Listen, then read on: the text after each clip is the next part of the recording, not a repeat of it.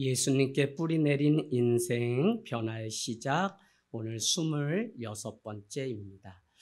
여러분, 이른 아침 요 본당에 9시경이 되면 이렇게 창 커튼 사이로 햇볕이 그냥 이 바닥에 딱 이렇게 본당 안을 가득 채우는 시간이 있습니다. 이제 산밑이라 날씨도 춥고 그렇죠. 그래서 이 햇볕 한 모금이 얼마나 행복을 주는 시간인지 모른다는 것입니다. 그러고 보니까 한 주 살아가면서 삶 속에서 누리는 그 행복이라고 하는 것은 큰 데 있지 않고 아주 작은 것에 있다는 생각을 지난 한 주 계속 해보았습니다. 그런데 그 작은 것이 우리 삶의 가장 중요하고 행복이구나라고 그 느낄 수 있는 사람은 정말 행복한 건데요. 그분에게는 그런 마음과 눈을 가지고 있는 것뿐입니다. 여러분, 우리 현대인들은 그토록 행복을 찾아서 이렇게 저렇게 쓰고 수고하여 스트레스를 받는 것을 보면 참 이 행복이라고 하는 것이 누리기까지는 얼마나 어려운 것인지 우리가 생각해 볼 수 있습니다. 특별히 오늘 단상에 있는 이 십자가를 바라보면 우리가 무엇 때문에 이 한 주 이렇게 마음의 출렁거림 속에서 살아가고 있는지 다시 십자가 앞에 돌아올 수밖에 없는 우리의 존재를 볼 수 있습니다. 그런가 하면 늘 에버랜드에 그 롤러코스터를 타는 것처럼 우리의 삶이라고 하는 것이 행복하고 싶은데 그냥 때로는 햇볕을 바라보면서 요동하지 않고 그 평온함을 누리고 있는, 잠깐의 침묵이지만 차 한 잔을 누리면서 멈춰 있는 그 시간만으로도 어떨 때는 참 그렇게 마음속에 행복함이 찾아올 때가 있습니다. 오늘 아침에 고도원에 편지 한 글귀가 와서 제가 우리 밴드의 표지로 이렇게 올려놓았는데, 충분함의 조건이라는 제목의 글인데, 같은 조건 속에서도 어떤 사람은 늘 부족함을 느끼고 또 어떤 사람은 같은 조건 속에서도 충분함을 느낀다는 것입니다. 그러면서 저자는 이렇게 얘기합니다. 충분함이라고 하는 것은 다른 어떤 조건이 있는 것이 아닙니다 라고 얘기하면서 결국은 자기의 마음과 방향이 어디에 있느냐에 따라서 같은 조건인데도 어떤 사람은 행복할 수 있고 어떤 사람은 그것을 불행하게 바라본다는 것입니다. 저는 어쨌거나 오늘 같이 나누고 싶은 것은 참 행복도 그러고 또 우리가 살아간다는 게 그렇게 거창한 것 같지만 그냥 살아가는 하루의 삶이 모여서 인생이 되고 삶이 되는 것, 특별히 우리는 인생이라는 그 붓으로 인생 이야기 책을 써가는 작가라는 생각을 해보게 되면 오늘 우리가 살아가고 만나서 이렇게 예배하는 이 순간이 얼마나 소중한 것인지 하는 생각이 듭니다. 올해 작은 음악회의 그 음악회 제목을 산자와 죽은 자 사이에서 이렇게 제가 제목을 정했어요. 여러분, 민수기 한번 우리 가볼까요? 민수기 16장 48절. 민수기 16장 48절. 이스라엘 민족을 살리기 위해서 아론에게 향로를 가지고 회중에게 달려가서 속죄제를 드리라고 모세는 명령하게 되는데, 그 모세의 명령대로 가서 그곳에서 어떻게 해요? 향로를 가지고 제사를 지낼 때 죽어가는 사람들과 산자 사이에 아론이 피운 그 향로가 있을 때 연병이 그쳐졌다고 하는 16장 48절 같이 읽겠습니다. 시작. 죽은 자와 산자 사이에 섰을 때 연병이 그치니라. 아멘. 살아가는 거 여러분 그저 감사한 거예요. 제 이번 주에도 생각도 못하게 김사용 어르신 2번 만난 우리 교인이지만 저는 평생 기도하면서 지금까지 있고 병원의 위기가 있어서 노안으로 돌아가셨는데 그때마다 병원에 어렵사리 신방을 오고 갔는데 이렇게 생을 마치게 되었습니다.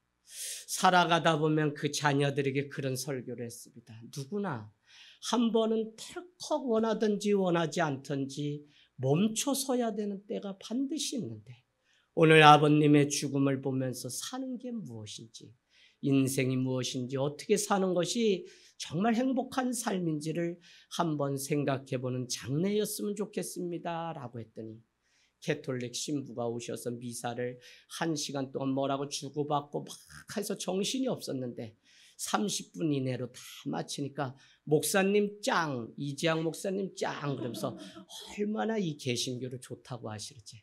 저를 그걸 말씀드리려고 하는 게 아니라 우리 인생이 오늘 살았다함의 이름은 가졌지만 산 자와 죽은 자 사이에서 누가 얼마나 행복을 누리며 누가 얼마나 그 안에서 충분함을 누리며 살아가느냐가 우리 인생의 질적인 차이인 것 같습니다.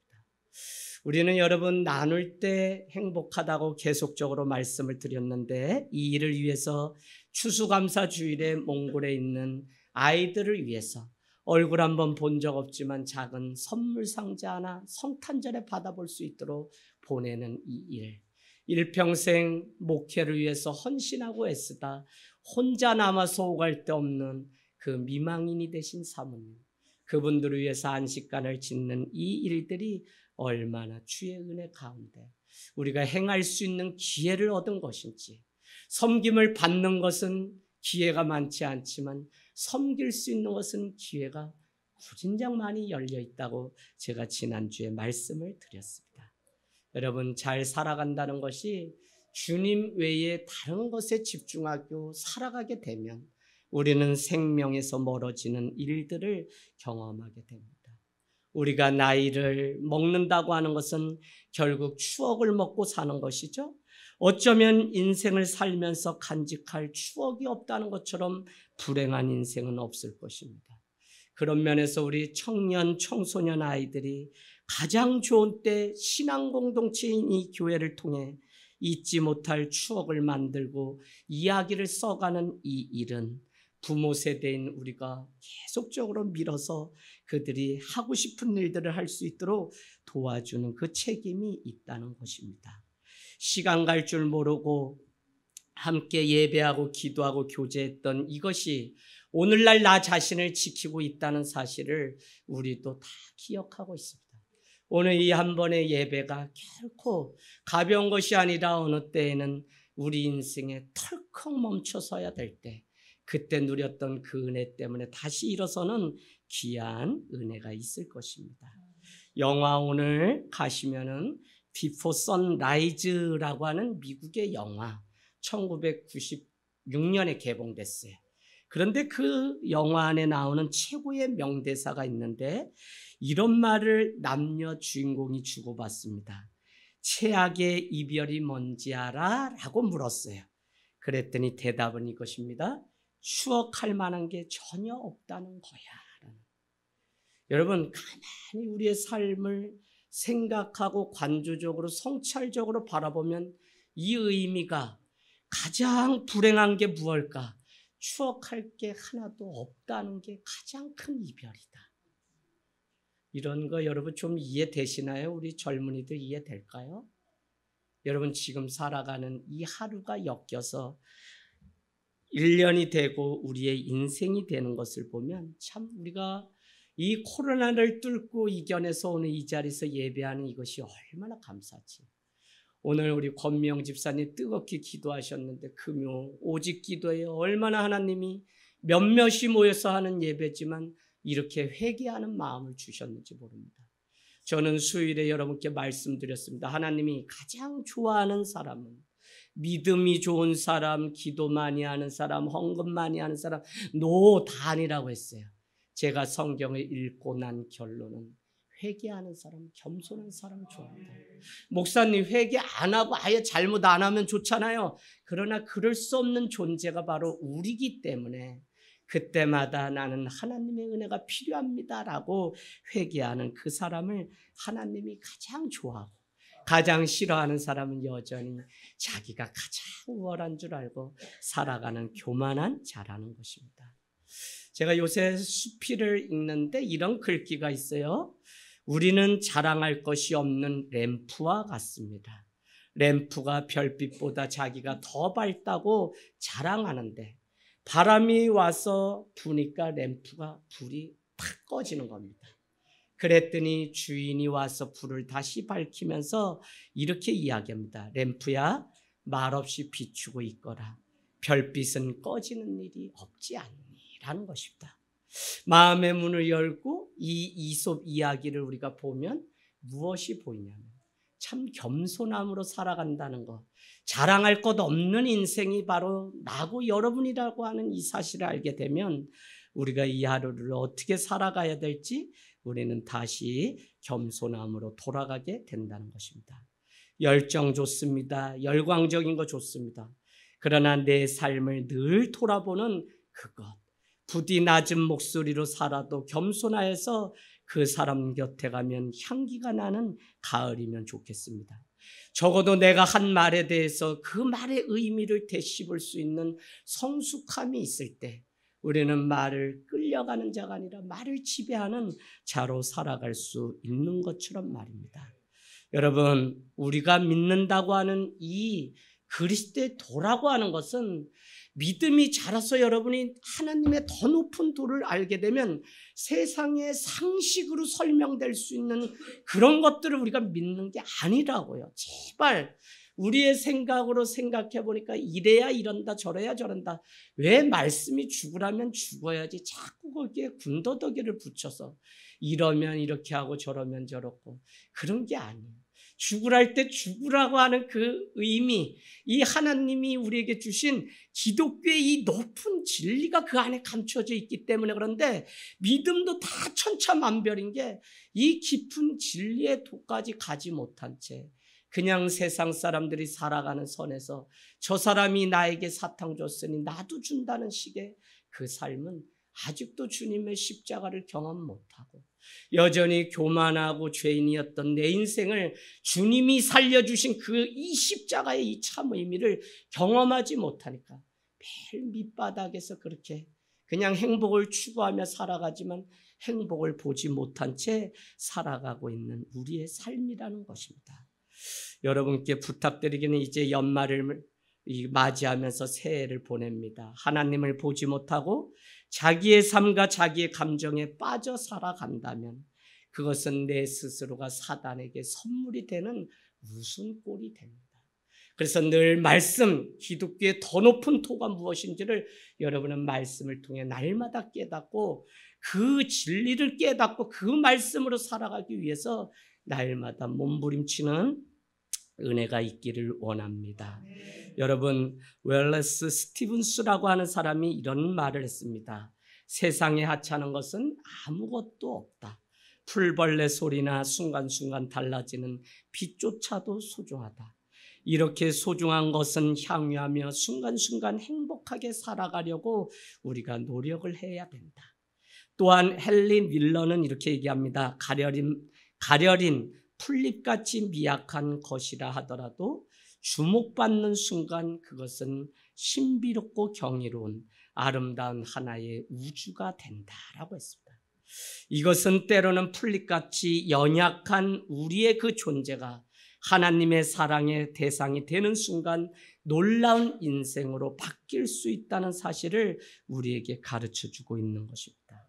참된 행복과 기쁨은 지극히 작은 것 하나를 귀하게 여길 수 있는 오늘 내가 숨쉬고 내가 오늘 있는 그것만으로 누리고 살아가는 그것조차도 얼마나 감사한 것인지 다른 사람이 사소하게 여기는 그것조차도 귀하게 여길 때 가려린 풀잎이 빛만 닿아도 그곳에서 하나님의 신비를 경험하듯 여러분 이 바닥이 지금 깨끗한 것 같아도 거룩하신 주님의 빛이 한낮에 들어오면 아무리 걸레질하고 돌아갔어도 먼지 쓰레기가 그냥 그대로 바닥에 있는 것들이 얼마나 잘 보이지. 그런데 주님이 그 보혈로 그것을 다 덮으셔서 그래서 의인도 없고 깨끗한 사람도 없는 것이 바로 우리 사람이라는 사실을 잊지 않았으면 좋겠습니다. 오늘 우리가 잊지 말아야 할 행복이라고 하는 것은 우리가 추구해야 될 목표라기보다는 그 작은 것을 소중히 여기는 과정 속에서 경험하는 것이 행복입니다. 행복이 무슨 거대한 목표가 있어서 그걸 이루면 그게 행복하다? 그렇지 않아요. 그 작은 것 하나를 이루어가는 과정 속에서 하나님이 우리의 마음을 열어주실 때 우리가 행복을, 마치 여러분 긴 여행을 하고 집에 돌아오는 일처럼 누군가가 기다린다고 하는 그 행복. 그래서 진짜 여행은 떠나기 위한 것이 아니라 돌아오기 위한 것이라고 하는 어느 시인의 그 식기가 여러분 예사롭지 않습니다. 바로 여행이라고 하는 것은 가장 멀리 우리가 떠나가는 것이 아니라 가장 멀리 여겼던 바로 내 옆에 있는 사람에게로 돌아오는 일인 동시에 한 번도 대화 나누지 못했던 내 자신의 깊은 마음의 여행으로 돌아오는 그것이 진짜 여행입니다. 그래서 이 가을에 여러분 좀 침묵하시고 여러분의 인생 가운데 하나님의 그 손길이 어디까지 왔는지 우리가 보고 누리는 이것이 얼마나 큰 행복인지 모릅니다. 가정이라고 하는 것, 교회라고 하는 이 공동체라고 하는 것은 섬길 때 행복합니다. 여러분 경쟁의식을 버리고 긍휼의식을 가지고 서로를 바라볼 때 그 안에 행복이 있는 곳이 바로 가정과 교회. 그래서 사단은 에덴 동산을 기준으로 해서 가정과 교회를 최초의 기관으로 지어놓았는데 이것을 사단은 오늘날 깨기 위해서 얼마나 많은 수를 쓰는지 우리가 알 수 없다는 것입니다. 그래서 부모가 늘 믿음 가운데 잘 서야 되는 이유는 부모가 가진 상처나 그 불안이 자녀들에게 그대로 가요. 부모가 살아가는 삶이 오늘도 그냥 있는 것 행복을 누리지 못하고 더 갖지 못해서 그냥 아둥바둥 살게 되면 그 불안함 가지고 자녀도 일평생 그렇게 살아가는 것을 보면 오늘 이 예배를 드리고 있는 부모 세대의 이 신앙이라고 하는 것이 얼마나 중요한 것인지 다시 한번 생각해 보게 됩니다. 여러분 정말 주님은 멀리 아니라 사람들이 더 중요하지 않게 여기고 덜 중요하게 여기고 뒤처져 있는 것조차도 같이 손을 잡고 함께 가기 위해서 차별과 배제를 극복하고 함께 일어나 가는 곳, 그것이 바로 가정이고 교회라는 곳입니다. 그래서 더 잘하는 사람이 있어도 안 되고 덜 못하는 사람도 있으면 안 되는 이 공동체, 그래서 커뮤니티는 함께 뮤너스라고 하는 불어, 선물이라는 뜻입니다. 그래서 우리가 말하는 이 공동체라고 하는 것은 서로가 서로에게 선물을 되어줄 때 아름다운 공동체를 이뤄가는 곳이 바로 가정과 교회예요. 그래서 오늘 우리가 기도하고 눈물 가운데 또다시 걸어가야 되는 이유는 하나님이 이곳에 행복의 시작을 감춰 놓았기 때문에 돌아보면 현실 눈물밖에 없고 고통밖에 없지만 하나님이 내 형제, 내 부모, 내 남편을 돌아서 저 천국을 준비하지 않았다는 사실을 여러분이 깨닫게 되면 오늘 저 사람을 만난 것도 하나님의 계획이니까요. 그래서 제가 사회 속에서 막 이렇게 하나로 합쳐놓는 은사가 있어서 여기저기서 사람들을 이렇게 저렇게 다뤄보면 어쩌면 다 다른 사람들끼리 모여 있는지, 그러나 서로가 서로를 통해 깨닫고 또 모난 부분들을 갈아내는 중요한 일들을 하나님은 계획하고 있다는 것입니다. 예수님은 제자들의 종이 되어서 오늘 무엇을 했나요? 제자들의 발을 씻기셨습니다. 그러고는 마가복음 10장 43절 44절 너희 중에 그렇지 아니하니 너희 중에 누구든지 크고자 하는 자는, 마가복음 10장 44절 너희를 섬기는 자가 되고 너희 중에 누구든지 으뜸이 되고자 하는 자는 모든 사람의 종이 되어야 합니다. 참 이 기독교의 높은 진리를 신앙생활을 1년 하고 2년 하고 3년 하면 이게 무슨 얘기인지 이제 여러분 아셔야 돼요. 여전히 내가 주인이라고 얘기하고 여전히 내가 뭐가 됐다고 생각하면 아직도 죄인인 나 자신을 주님이 덮어주셔서 기다리고 오래 참으신 그 의미를 모르는 거라고요.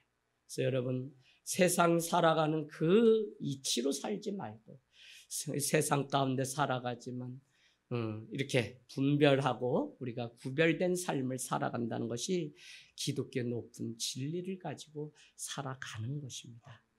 누군가를 섬긴다는 것은 날마다 내가 죽는 일이기에 힘들죠. 나의 유익을 먼저 생각하는 것이 아니라 예수님의 영광을 먼저 생각하며 따라가는 것.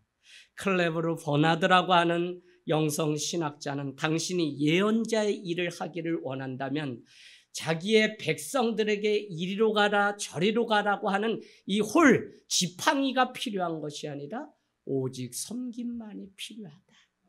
여러분, 우리가 뭘 봤다, 우리가 믿음이 높다, 신앙생활 많이 했다, 기도 많이 했다, 그럴수록 여러분 섬김의 자리로 갈 때 그것이 참다운 예언자의 삶이라는 것입니다. 그런 의미에서 십자가는 복종의 징표라면 오늘 예수님이 제자들의 발을 씻기기 위해서 대야와 그 무릎의 허리에 수건을 두르신 수건은 섬김의 상징이라고 하는 것이죠.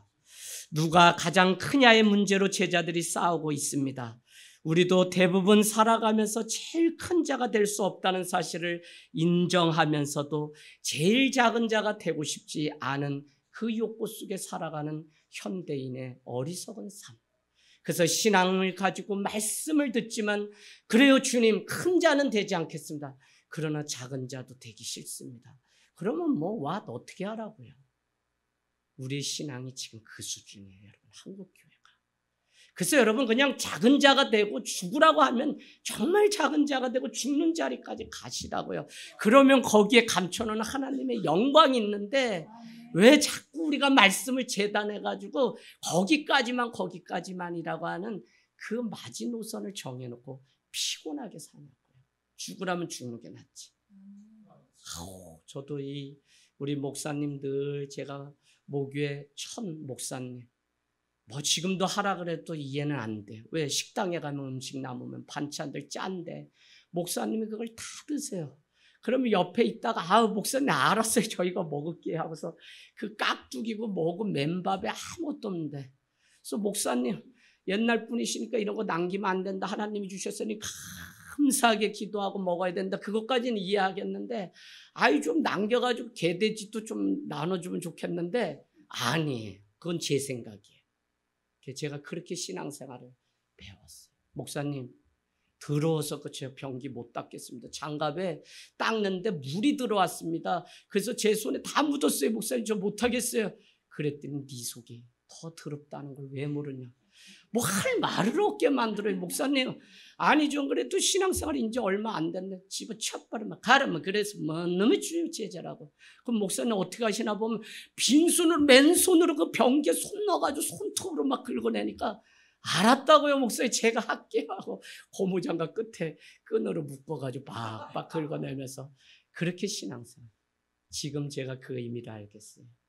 요령 피우지 말고 너의 생각이나 같이 섞지 말고 그냥 주님이 형제를 위해서 심리를 가주라면 가주고 겉옷을 벗어주라면 벗어주고 오른뺨을 때리면 왼뺨도 돼서. 왜요? 언젠가 제가 말씀드렸습니다. 그렇게 하는 게 우리의 삶이라고. 왜요? 오른뺨 때린 사람 왼뺨 또 때리게 두면 때가 되면 자기의 잘못이 세상 가운데 다 드러나는, 가장 부끄러움과 수치를 받아 그가 진실로 주님 앞에 회개하고 돌아올 수 있도록. 그래서 여러분 우리가 살아가는 이 삶의 방식은 억울한 건 하나도 없어요. 이 너머에 주님이 일하시려고 하시는 그 방법이 있는 것을 우리가 알면 얼마나 행복한 삶을 살아갈 수 있는지 모릅니다. 여러분 그래요, 큰 자는 아니지만 작은 자도 싫어요. 그런데 오늘 제자들의 발을 닦이는 자는 누구냐면 가장 작은 종이 하는 일입니다. 바로 오늘 예수님이 제자들의 그 12사람의 발을 씻기면서 이것을 하지 않으면 나와 상관이 없다고, 이것이 섬김이며 이것이 형제를 위한 낮아짐이며 죽음이잖아요. 이 과정을 거치지 않으면 더 이상 제자가 아니고 아무것도 아니라고 우리에게 하셨다는 것입니다. 여러분 14절 15절 오늘 말씀 가보실까요? 13장 14절 15절.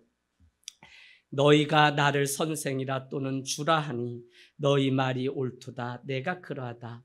내가 주와 또는 선생이 되어 너희 발을 씻겼으니 너희도 서로 발을 씻어주는 것이 옳으니라. 내가 너희에게 행한 것 같이 너희도 행하게 하려고 내가 이 마지막 십자가에 달려 돌아가기 전에 본을 보였다고 말씀하고 있는 것입니다. 어떤 면에서 우리는 다른 사람의 발을 씻기라는 것보다 하나님, 복음을 위해서 부모나 집이나 전토를 벌이고 그냥 제가 살게요 라는 것을 더 멋지고 더 순교자의 삶이라고 생각할지 모릅니다. 그러나 오늘 예수님의 마지막 밤은 지극히 작은 자를 섬기는 것이 더 중요한 것임을 가르치기 위해서 남은 인생 가운데 평범하고 보잘것없는 것 같지만 오늘 제자들의 발을 닦이며 너희도 이와 같이 하라는 것입니다. 제발 여러분, 다 잘났다고 좀 교회 와서 하지 마세요. 저기 필립 얀시가 다 그냥 낮은 자가 어떻게 낮은 자가 교회 들어와 높아지는 것이 교회고 높은 자는 반드시 들어올 수 있는 것이 교회예요. 낮아져야 들어올 수 있는 교회. 여러분, 세상에서도 되지 않는 것을 교회 와서 막 예의 지키지 않으면서 함부로 하는 것에 대해서는 제가 한 번도 타협해 본 적이 없어요. 교회라고 하는 것이 우리의 상처받아주고 그러나 그것도 1년, 2년 때가 되면 다 그걸 뛰어넘어야지. 매일 나만 이해해달라고 말한다면 그 장로 권사 직분 버리지 그걸 왜 가지고서 사람에게도 본이 안 되고 왜 그렇게 사세요? 저는 이 한국교회의 이 기준이 높아지지 않으면 앞으로는 교회가 정말 하얀게. 여러분 죄송하지만 정말 믿음 지키라는 법 잘 지키고 남보다 한 발 더 가가지고 정말 컵도 닦아놓고 직장 내에서 섬겨보세요. 반드시 그 열매가 있는 줄로 믿습니다.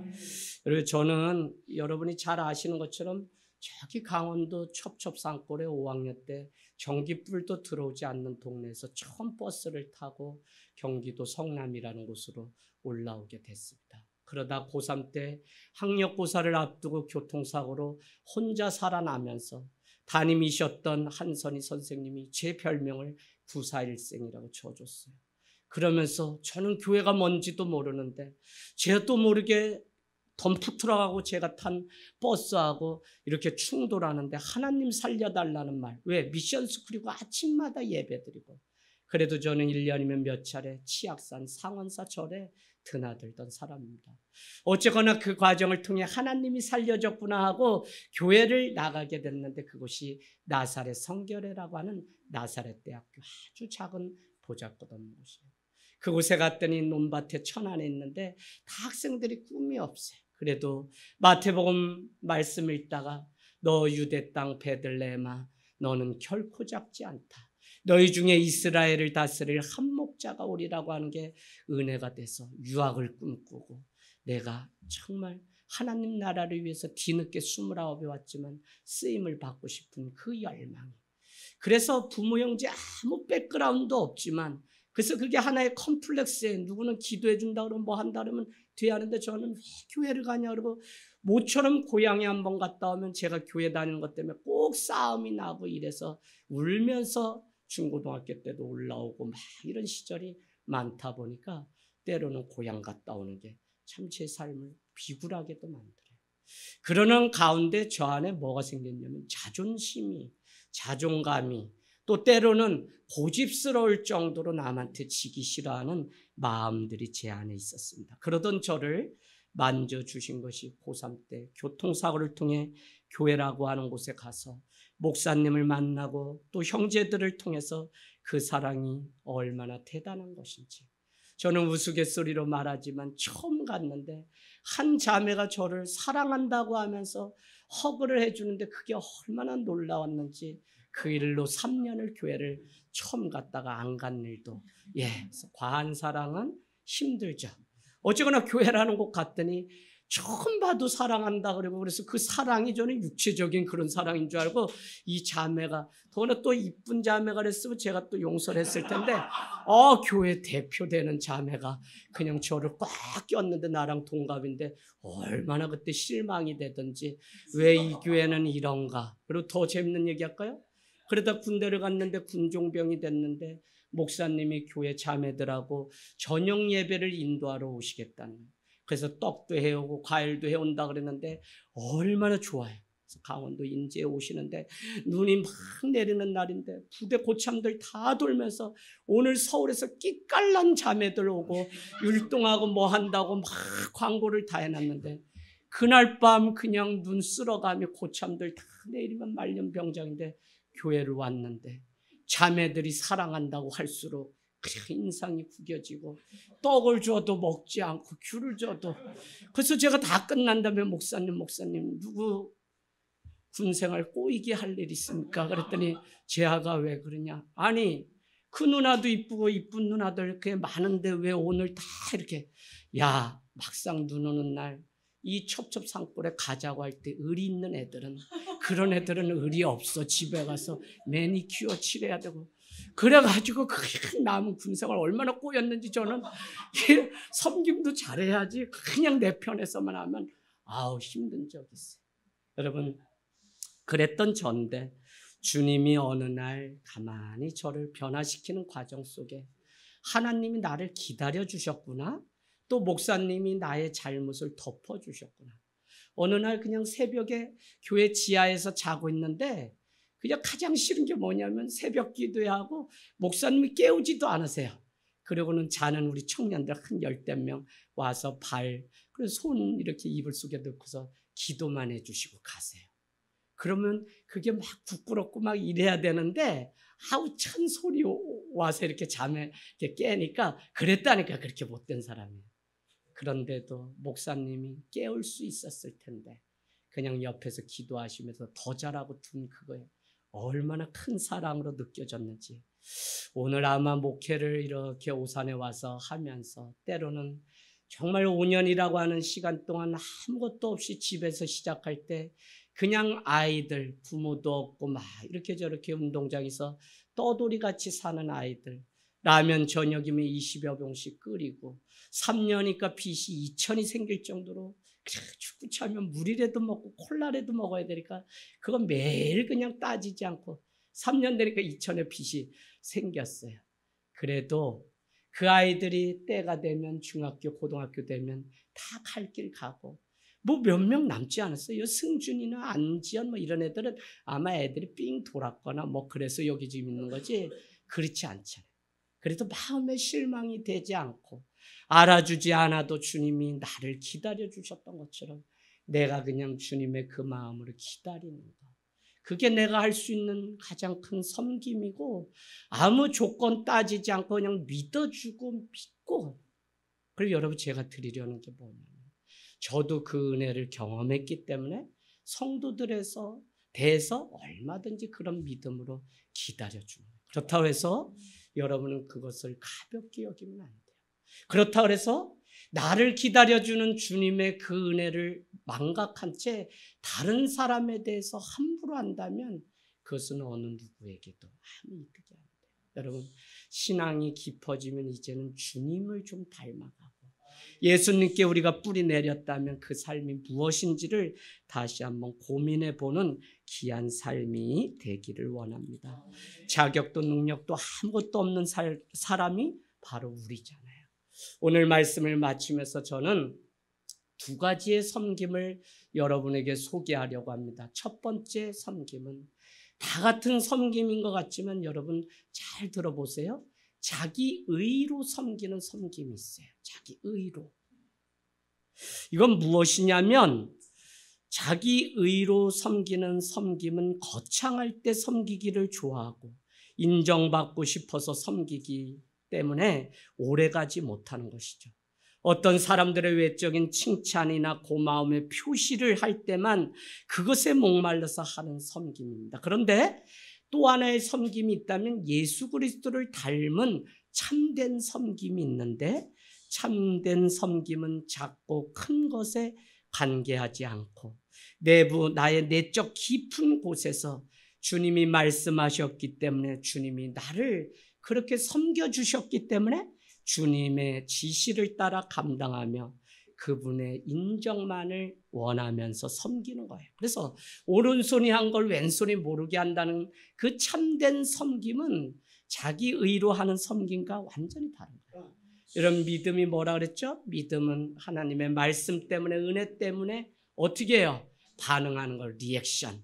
그냥 믿음이 아니라 내가 돈이 있기 때문에 누굴 도왔다면 우리는 행동, 액션이라는 단어를 치는데 왜 믿음은 은혜 때문에 주님이 오늘 이 말씀의 은혜 주셨는데 내가 견딜 수 없어요. 말씀 때문에. 그래서 내가 나오는 반응이 바로 리액션. 그게 믿음이에요. 여러분 오늘 우리가 참된 섬김이라고 하는 것은 자기에게서 의 때문에 의롭기 때문에 행하는 것이 아니라 주님이 할 수 없는데 오늘도 나를 용서하시고 사랑하신 그 은혜를 깨닫기 때문에 내가 사랑하고 용서하고 누군가에게 또 손을 내밀어서 섬길 수 있는 그것. 여러분 그래서 참 이 섬김도 다르다고 하는 사실을 출발이 어디에 있는지를 우리는 잘 봐야 되는데 우리는 내가 하고 있는 섬김과 사랑이 일관된 것인지 조건과 상황에 따라 변하는 섬김인지를 보면 내 신앙의 모든 출발이 여전히 아직도 나의 의로부터 시작되는지 아니면 아무 자격 조건 없지만 주님 때문에 말씀 때문에 하는 참된 섬김인지 우리는 구별할 수 있어야 돼요. 주님을 따라 섬기는 것이 맞다면 아무 이유나 우리가 권리를 주장할 게 없어요. 그냥 그것만으로 나는 좋게 해요. 그런데 그렇지 않게 되면 알아주거나 또 그렇지 않으면 우리가 시험에 들었다고 얘기하는 것이 이런 거예요. 여러분 믿음이 자라면 정말 우리가 주님 때문에 하기를 원합니다.